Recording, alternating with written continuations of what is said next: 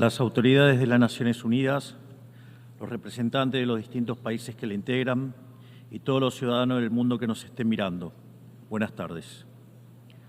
Para aquellos que no lo saben, yo no soy político, soy un economista liberal libertario, que jamás tuvo la ambición de hacer política y que fue honrado con el cargo de presidente de la República Argentina frente al fracaso estrepitoso de más de un siglo de políticas colectivistas que destruyeron nuestro país. Este es mi primer discurso frente a la Asamblea General de las Naciones Unidas y quiero aprovechar para, con humildad, alertar a las distintas naciones del mundo sobre el camino que están transitando hace décadas y sobre el peligro que implica que esta organización fracase en cumplir su misión original. No vengo aquí a decirle al mundo lo que tiene que hacer. Vengo aquí a decirle al mundo, por un lado, lo que va a ocurrir si las Naciones Unidas continúan promoviendo las políticas colectivistas que vienen promoviendo bajo el mandato de la Agenda 2030, y por el otro, cuáles son los valores que la nueva Argentina defiende. Quiero, sí, comenzar dando crédito cuando el crédito corresponde. La Organización de Naciones Unidas nace del horror de la guerra más cruenta de la historia global, con el objetivo principal de que nunca volviera a ocurrir. Para ello, la organización grabó en piedra sus principios fundamentales en la Declaración Universal de Derechos Humanos. Ahí se consignó un acuerdo básico en torno a una máxima, que todos los seres humanos nacen libres e iguales en dignidad y derechos.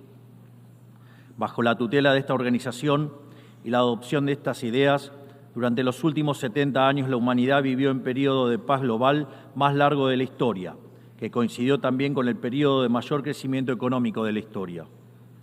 Se creó un foro internacional donde las naciones pudieran dirimir sus conflictos a través de la cooperación, en vez de recurrir instantáneamente a las armas, y se logró algo impensado: sentar de manera permanente a las 5 potencias más grandes del mundo en una misma mesa, cada una con el mismo poder de veto, a pesar de tener intereses totalmente contrapuestos.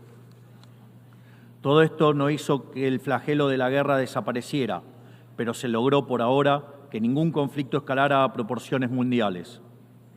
El resultado fue que pasamos de tener 2 guerras mundiales en menos de 40 años, que en conjunto se cobraron más de 120 millones de vidas, a tener 70 años consecutivos de relativa paz y estabilidad global, bajo el manto de un orden que permitió al mundo entero integrarse comercialmente, competir y prosperar.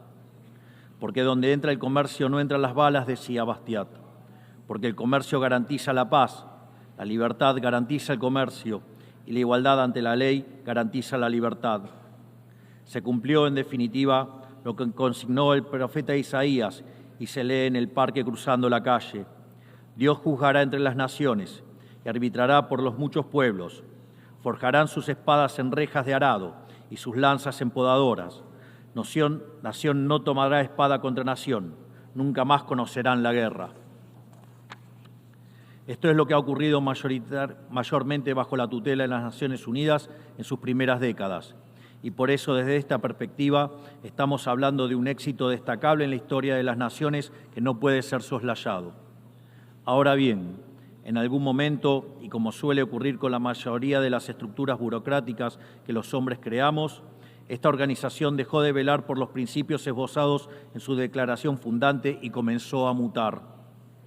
Una organización que había sido pensada esencialmente como un escudo para proteger el reino de los hombres se transformó en un leviatán de múltiples tentáculos que pretende decidir no solo qué debe hacer cada Estado-nación, sino también cómo deben vivir todos los ciudadanos del mundo.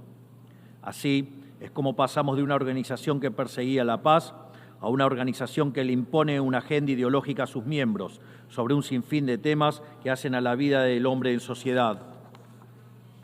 El modelo de Naciones Unidas, que había sido exitoso, cuyo origen podemos rastrear en las ideas del presidente Wilson, que hablaba de la sociedad de paz sin victoria y que se fundaba en la cooperación de los Estados-nación, ha sido abandonado.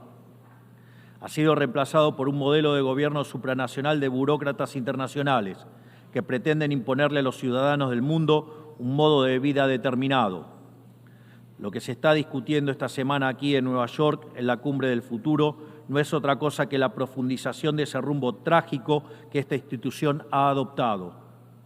La profundización de un modelo que, en palabras del propio secretario de las Naciones Unidas, exige definir un nuevo contrato social a escala global, redoblando los compromisos de la Agenda 2030. Quiero ser claro en la posición de la Agenda Argentina. La Agenda 2030, aunque bien intencionada en sus metas, no es otra cosa que un programa de gobierno supranacional de corte socialista, que pretende resolver los problemas de la modernidad con soluciones que atentan contra la soberanía de los Estados-nación y violentan el derecho a la vida, a la libertad y a la propiedad de las personas.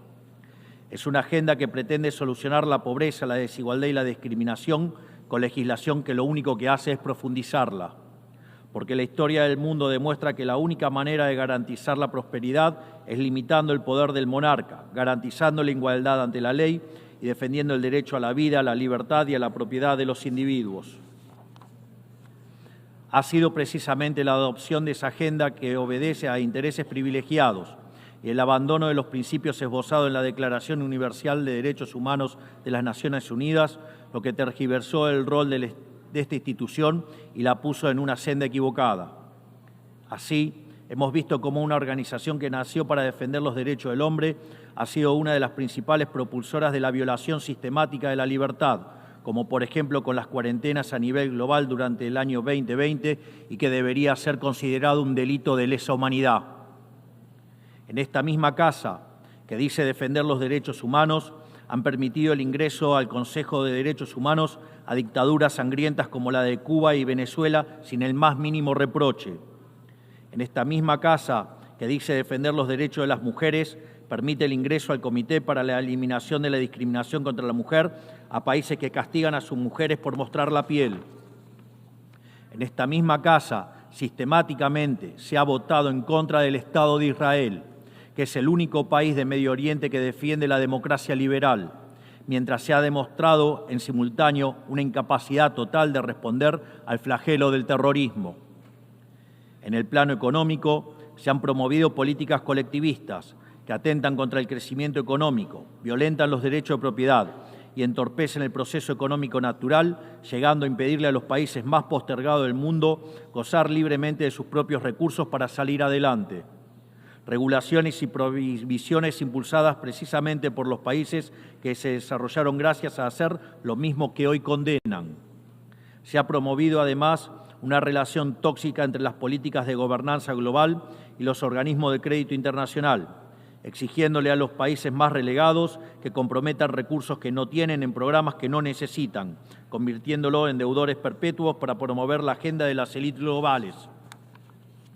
Tampoco ha ayudado el tutelaje del Foro Económico Mundial, donde se promueven políticas ridículas con anteojeras maltusianas, como las políticas de emisión cero, que dañan sobre todo a los países pobres, a las políticas vinculadas a los derechos sexuales y reproductivos, cuando la tasa de natalidad de los países occidentales se está desplomando, anunciando un futuro sombrío para todos. Tampoco la organización ha cumplido satisfactoriamente su misión de defender la soberanía territorial de sus integrantes, como sabemos los argentinos de primera mano en la relación con las Islas Malvinas. Y llegamos incluso a una situación en la que el Consejo de Seguridad, que es el órgano más importante de esta casa, se ha desnaturalizado, porque el veto de sus integrantes permanentes se empezó a utilizar en defensa de los intereses particulares de algunos. Así estamos hoy, con una organización impotente en brindar soluciones a los verdaderos conflictos globales, como ha sido la aberración y aberrante invasión rusa a Ucrania, que ya le ha costado la vida a más de 300.000 personas, dejando un tendal de más de 1 millón de heridos en el proceso. Una organización que en vez de enfrentar estos conflictos invierte tiempo y esfuerzo en imponerle a los países pobres qué, cómo y deben producir, con quién vincularse, qué deben comer y en qué creer, como pretende dictar el presente pacto del futuro. Toda esta larga lista de errores y contradicciones no ha sido gratuita, sino que ha redundado en la pérdida de credibilidad de las Naciones Unidas ante los ciudadanos del mundo libre y en la desnaturalización de sus funciones. Por eso, quiero hacer una advertencia. Estamos ante un fin de ciclo. El colectivismo y el postureo moral de la agenda woke se han chocado con la realidad y ya no tienen soluciones creíbles para ofrecer a los problemas reales del mundo. De hecho, nunca las tuvieron. Si la Agenda 2030 fracasó, como reconocen sus propios promotores, La respuesta debería ser preguntarnos si no fue un programa mal concebido de inicio, aceptar esa realidad y cambiar el rumbo. No se puede pretender persistir en el error redoblando la apuesta de una agenda que ha fracasado. Siempre ocurre lo mismo con las ideas que vienen de la izquierda. Diseñan un modelo acorde a lo que el ser humano debería ser, según ellos, y cuando los individuos libremente actúan de otra manera, no tienen mejor solución que restringir, reprimir y coartar su libertad. Nosotros en Argentina ya hemos visto con nuestros propios ojos lo que hay al final de este camino de envidia y pasiones tristes. Pobreza, embrutecimiento, anarquía y una ausencia fatal de libertad. Todavía estamos a tiempo de apartarnos de ese rumbo. Quiero ser claro con algo para que no haya malas interpretaciones. La Argentina, que está viviendo un proceso profundo de cambio en la actualidad, ha decidido abrazar las ideas de la libertad.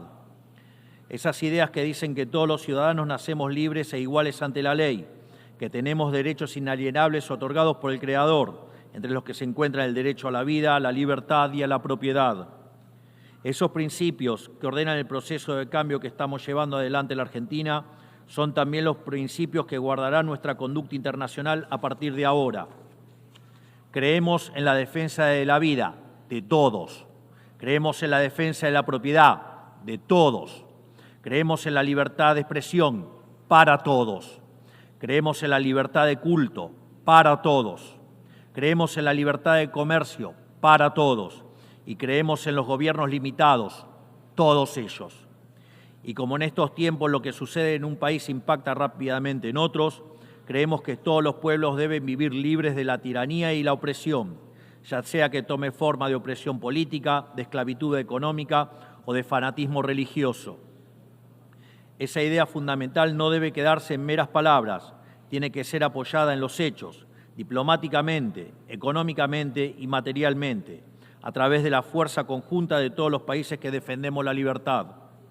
Esta doctrina de la nueva Argentina no es más ni menos que la verdadera esencia de la Organización de las Naciones Unidas, es decir, la cooperación de naciones unidas en defensa de la libertad. Si las Naciones Unidas deciden retomar los principios que le dieron vida y volver a adaptar el rol para la que fue concebida, cuente con el apoyo inclaudicable de la Argentina en la lucha por la libertad. Sepa también que la Argentina no acompañará ninguna política que implique la restricción de las libertades individuales, del comercio ni la violación de los derechos naturales de los individuos. No importa quién la promueva ni cuánto consenso tenga esa institución.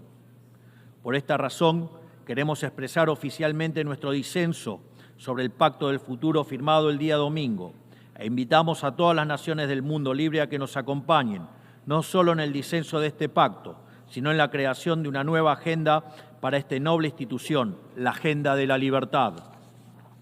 A partir de este día, sepan que la República Argentina va a abandonar la posición de neutralidad histórica que nos caracterizó y va a estar a la vanguardia de la lucha en defensa de la libertad. Porque, como decía Thomas Paine, aquellos que desean cosechar las bendiciones de la libertad deben como hombres soportar la fatiga de defenderla. Que Dios bendiga a los argentinos y a todos los ciudadanos del mundo y que las fuerzas del cielo nos acompañen. ¡Viva la libertad, carajo! Muchas gracias. On behalf of the Assembly, I wish to thank the President of the Argentine Republic.